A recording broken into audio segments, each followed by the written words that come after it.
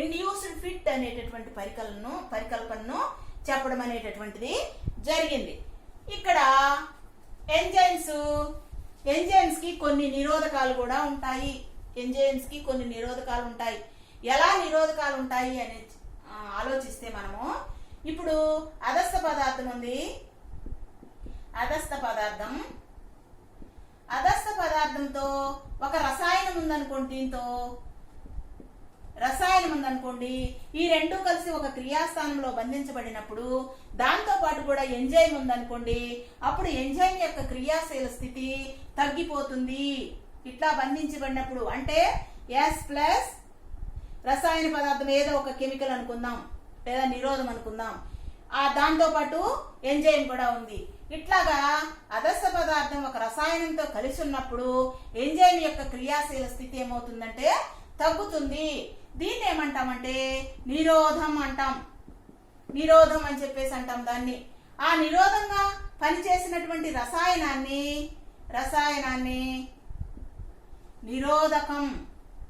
నిరోధకం అని చెప్పేసి అంటాం అన్నమాట. ఇలాగా ఎంజైమ్స్ కి నిరోధకాలు కూడా ఉంటాయి. ఆ నిరోధకాలు అనేటటువంటివి 3 రకాలైనటువంటి నిరోధకాలు ఉన్నాయి. ఒకటి ఏంటయ్యా అంటే పోటీ పడే నిరోధకం.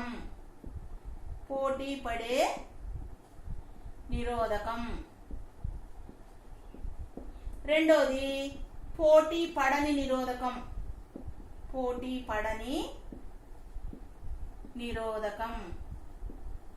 మూడోది ఫీడ్బ్యాక్ నిరోధకం. ఫీడ్బ్యాక్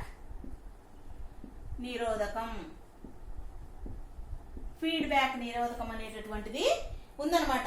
ఇప్పుడు పోటీ పడే నిరోధకం అంటే ఏంటంటే అదస్థ పదార్థంలో ఉండేటటువంటి నిర్మాణాత్మక అణువులు, రసాయనం అంటే నిరోధంలో ఉండేటటువంటి నిర్మాణాత్మక అణువులు కూడా రెండు కూడా దగ్గర పోలికలను కలిగి ఉండి అవి ఒక క్రియాస్థానంలో బంధించబడినప్పుడు ఎంజైమ్ యొక్క క్రియాస్థితి అనేటటువంటిది ఆగిపోతుంది.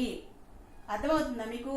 పోటీ పడే నిరోధకం అంటే ఏంటి అంటే ఇక్కడ అదస్థ పదార్థంలో ఉండేటటువంటి నిర్మాణాత్మక అణువులు, అట్లాగే ఈ కెమికల్ నిరోధకం ఉంది కదా, నిరోధకంలో ఉండేటటువంటి కెమికల్లో ఉండేటటువంటి నిర్మాణాత్మక అణువులు రెండు కూడా ఒక క్రియాస్థానంలో నిరోధకం ఒక క్రియాస్థానంలో బంధించబడినట్లయితే దానికి మనకి ఎంజైమ్ కలిసినట్లయితే ఎంజైమ్ యొక్క క్రియాశీల స్థితి తగ్గిపోతుంది లేదా ఆగిపోతుంది.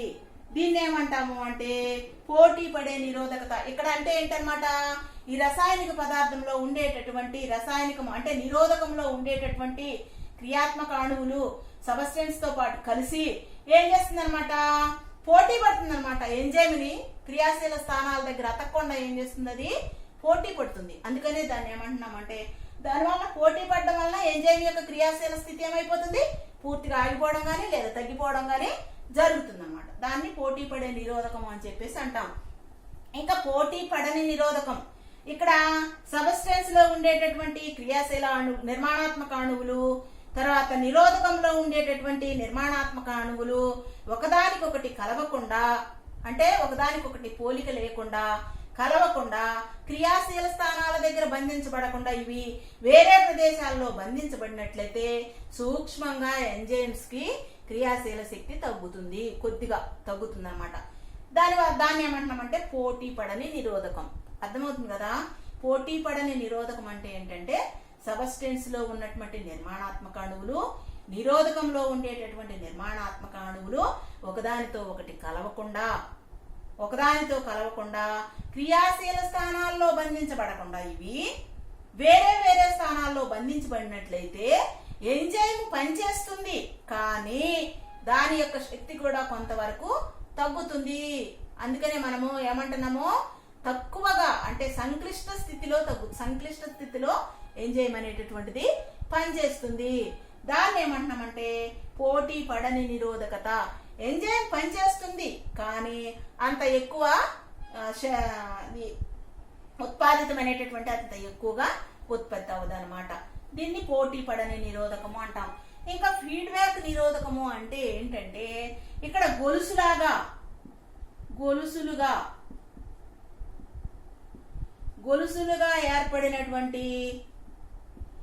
ఏర్పడిన ఎంజైమ్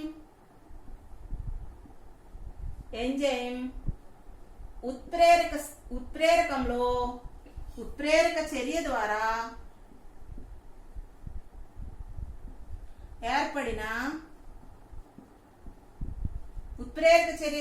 ఏర్పడినటువంటి ఉత్పాదనం జీవక్రియా పదంలో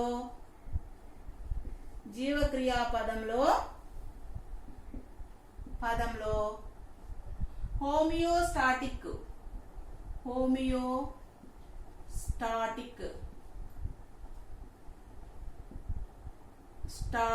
ప్రక్రియ ద్వారా హోమియోస్టాటిక్ ప్రక్రియలో ఏం చేస్తుందంటే మొదట చర్యలో పాల్గొన్న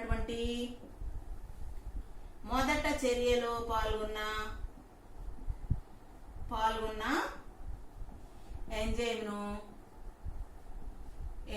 ను నిరోధిస్తుంది.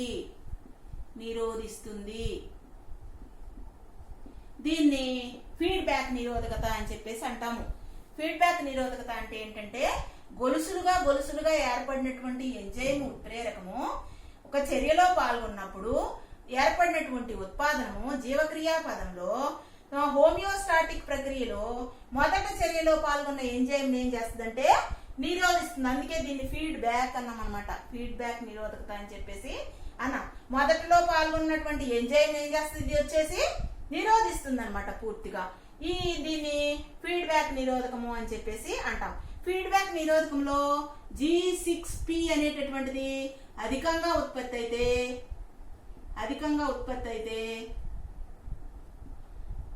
అయితే హెక్సోకైనేజ్ అనే ఎంజైమ్ కి నిరోధకత. హెక్సోకైనేజ్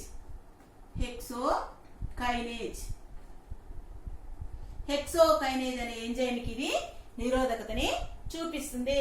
ఇక్కడ పోటీ పడే నిరోధకత అన్నాను. పోటీ పడే నిరోధకత అంటే దీనికి ఉదాహరణగా మనం ఏం చెప్పుకోవచ్చు అంటే ఇక్కడ పోటీ పడే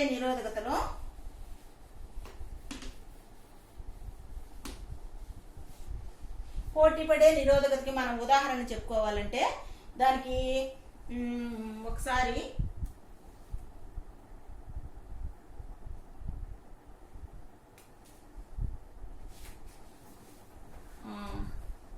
పోటీ పడే నిరోధకతలో ముఖ్యంగా మనము ఉదాహరణగా ఏం చెప్పుకోవచ్చు అంటే దాన్ని అది మ్యాలెట్ అనేటటువంటిది ఇక్కడ దగ్గర పోలికలు కలిగి ఉండి అది ఏం చేస్తుందంటే పోటీ పడుతుంది, ఎంజైమ్తో పోటీ పడుతుంది అనమాట. దాన్ని ఏమంటాము అంటే పోటీ పడే నిరోధకత అని చెప్పేసి అంటామన్నమాట. ఉదాహరణగా మళ్ళీ ఒకసారి మీకు చెప్తాను. నిరోధకతలు అనేటటువంటివి 3 రకాలుగా ఉన్నాయి. ఒకటి ఏంటయ్యా అంటే 3 రకాలుగా ఉన్నాయి నిరోధకతలు. ఒకటి పోటీ పడే నిరోధకత, రెండోది పోటీ పడని నిరోధకత. దీనిలో పోటీ పడే నిరోధకతలో చెప్పాను కదా నీకు, సక్సినేట్ అనే అదస్థ పదార్థం, సక్సినేట్ అనేటటువంటి అదస్థ పదార్థానికి మ్యాలెట్ అనేటటువంటిది, ఈ రెండు కూడా దగ్గర సంబంధాన్ని కలిగి ఉంటాయి. సక్సినేట్ మ్యాలెట్ అనేటువంటిది దగ్గర సంబంధాన్ని కలిగి ఉంటాయి అన్నమాట. దగ్గర సంబంధాన్ని కలిగి ఉండి ఇది సక్సీనిక్ డిహైడ్రోజినేస్ ఎంజైమ్. ఇది సక్సీనిక్ డిహైడ్రోజినేజ్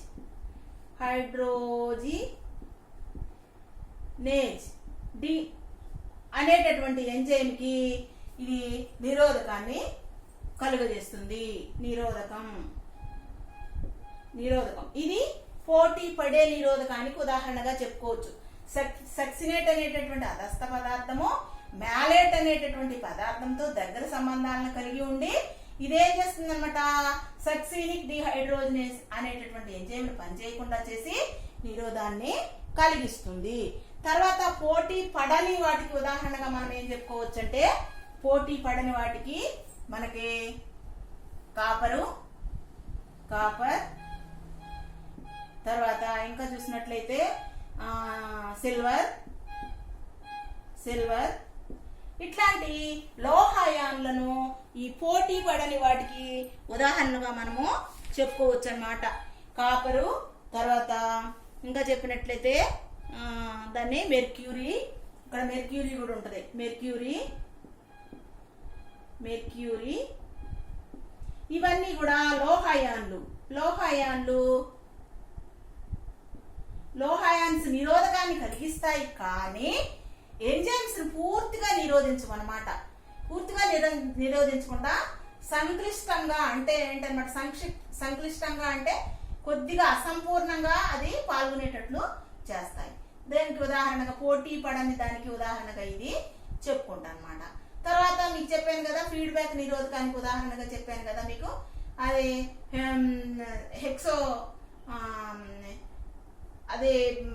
G6P అనేటటువంటిది ప్రొడక్ట్ ఎక్కువగా తయారైనప్పుడు హెక్సోకైనేజ్ అనేటటువంటి ఎంజైమ్ కి నిరోధకతని చూపిస్తుంది. ఇలాగా నిరోధకత అనేటటువంటిది ఎంజైమ్స్ కి ఉంటుంది.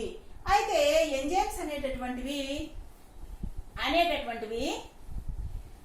ఉష్ణోగ్రత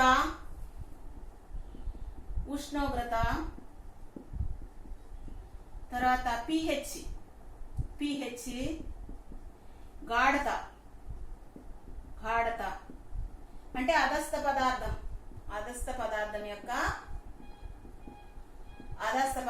ఉష్ణోగ్రత మీద, తర్వాత pH మీద, గాఢత మీద ఆధారపడి ఎంజైమ్స్ పనిచేస్తాయి అన్నమాట. ఇవి అందుకనే ఉష్ణోగ్రత అనేటటువంటిది 40 degrees సెంటీగ్రేడ్ ఉంటే ఎంజైమ్స్ బాగా సమర్థవంతంగా పనిచేస్తాయి. అట్లాగా దాన్ని ఏమంటామంటే యుక్తతమ ఉష్ణోగ్రత అని చెప్పి అంటామన్నమాట. యుక్తతమ ఉష్ణోగ్రత. అట్లాగే pH కూడా యుక్తతమ pH ఉంటుంది. అయితే గాఢత అనేటటువంటిది కూడా యుక్తతమ గాఢత అనేటటువంటిది ఉంటుంది. అట్లా ఉంటేనే ఎంజైమ్ అనేటటువంటిది క్రియాశీల స్థాయి అధికంగా ఉండి అక్కడ పనిచేయడం అనేటటువంటిది జరుగుతుందన్నమాట. ఇప్పుడు 40 degrees సెంటీగ్రేడ్ కంటే ఉష్ణోగ్రత బాగా పెరిగినట్లయితే ఎంజైమ్స్ చెడిపోతాయి. ప్రోటీన్స్ అయితే బాగానే ఉంటాయి కానీ ఎంజైమ్స్ మాత్రము చెడిపోతాయి. కానీ ఇక్కడ వేడి నీటి బుగ్గలు, సల్ఫర్తో కూడినటువంటి నీటి బుగ్గలు ఇట్లాంటి ప్రదేశాల్లో ఉండేటటువంటి జీవుల్లో ఎంజైమ్స్ కనుక పరీక్షించినట్లయితే అవి సమర్థవంతంగా పనిచేస్తున్నాయి. అక్కడ ఉండేటటువంటి ఆ జీవుల్లో ఉండేటటువంటి ఎంజైమ్స్ చాలా సమర్థవంతంగా పనిచేయాలి. ఇంచుమించు కూడా అక్కడ ఉష్ణోగ్రత ఎంత ఉంటుంది, నీటి బుగ్గలంటే 100 degrees కంటే పైనే ఉంటాయి. అయినప్పటికీ కూడా అక్కడ చాలా సమర్థవంతంగా పనిచేయడం అనేటటువంటిది జరుగుతుంది. ఇప్పుడు ప్రోటీన్లో అంటే ఎంజైమ్లో ఉన్నటువంటి ఎంజైమ్లోని ప్రోటీన్ భాగాన్ని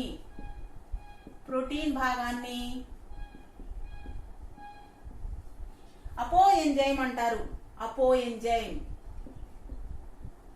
ఎంజైమ్ అంటారు. తర్వాత ప్రోటీనేతర భాగాన్ని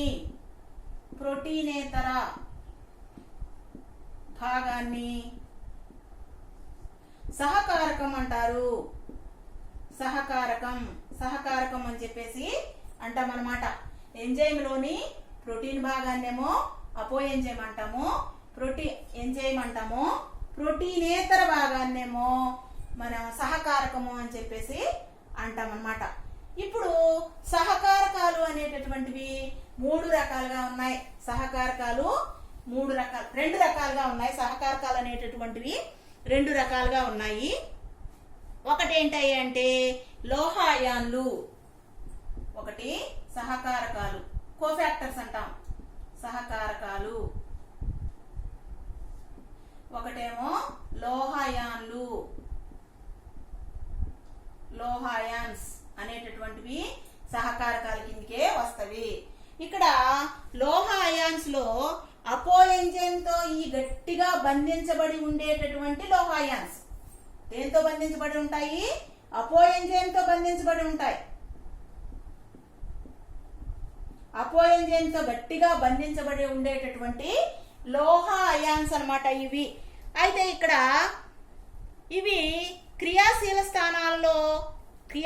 స్థానాల వద్ద ప్రక్క శృంఖలాలను ఏర్పాటు చేసి, ఇక్కడ క్రియాశీల స్థానాల వద్ద ప్రక్క శృంఖలాలను ఏర్పాటు చేసి ఇవి ఏం చేస్తాయి అన్నమాట, బంధాలను ఏర్పరుస్తాయి.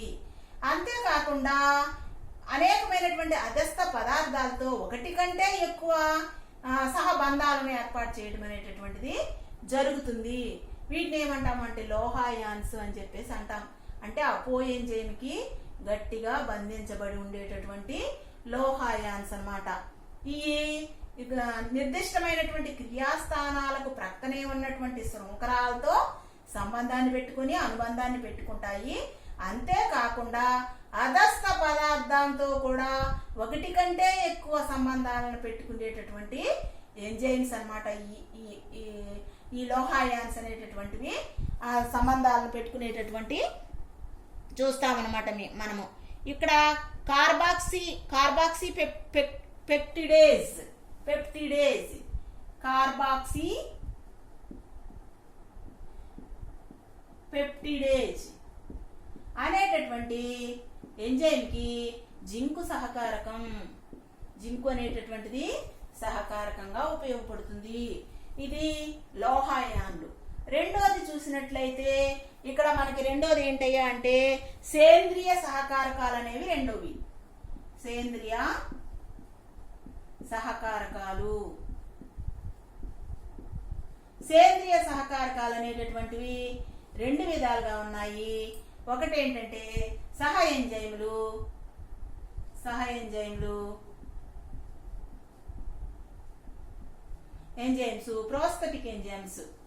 ప్రోస్తటిక్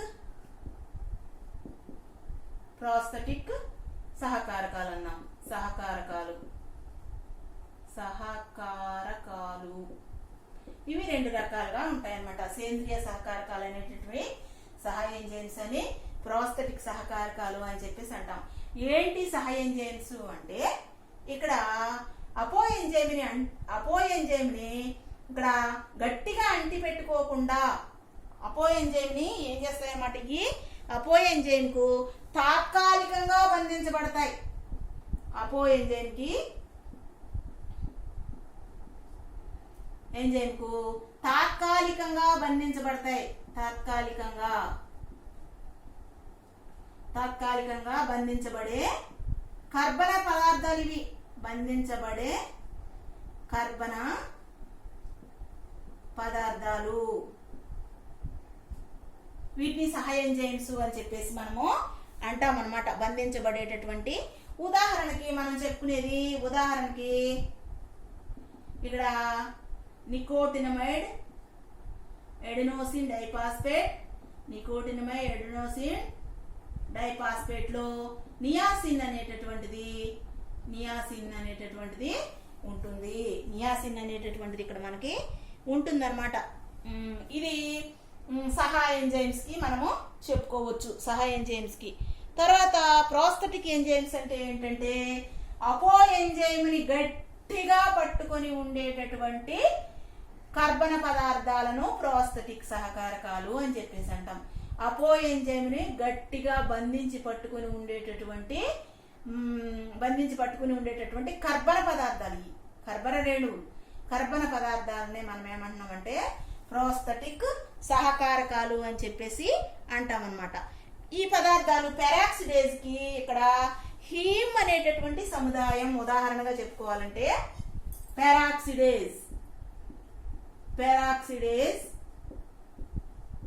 పెరాక్సిడేజ్ కి హీమ్ అనే సముదాయం దీన్ని ఉదాహరణగా మనము చెప్పుకోవచ్చు.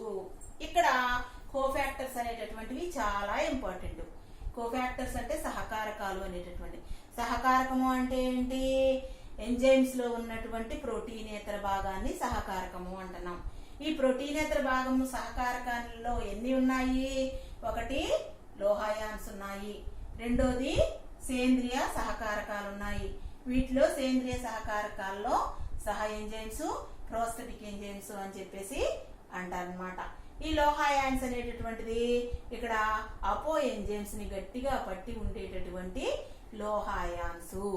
ఇక్కడ కార్బాక్సీ పెప్టిడేజ్ అనేటటువంటి దానికి జింకు అనేటటువంటిది సహకారకము. ఈ విధంగా సహకారకాలు అనేటటువంటివి ఉండడం జరిగిందనమాట. ఇక్కడ చూడండి, ఇప్పుడు ఈ విధంగా ఎంజైమ్స్ అనేటటువంటివి ఉన్నాయన్నమాట. ముఖ్యంగా ఎంజైమ్స్ అనేటటువంటివి ప్రోటీన్సే, ఏమీ లేదు. ఈ ప్రోటీన్స్ ఏం చేస్తాయి అనమాట, చర్యలో పాల్గొని చర్య త్వరగా జరిగేటట్లుగా ఉత్ప్రేరకంగా ఉపయోగపడతాయి అన్నమాట. ఇలాగా ఎంజైమ్స్ అనేటటువంటివి ఉన్నాయి. ఇది థర్డ్ లెసన్ అనమాట. ఇందులో ఉండేటటువంటి షార్ట్ క్వశ్చన్స్ మీకు నేను నోట్స్ పెడతాను. జాగ్రత్తగా కొంచెం అర్థం చేసుకొని చదవాలి. ఎందుకంటే కొంచెం డ్రై టాపిక్ లాగా ఉంటది కాబట్టి దీన్ని కొంచెం అర్థం చేసుకొని చదివితే చాలా బాగా అర్థమవుతుంది అన్నమాట. Okay, bye.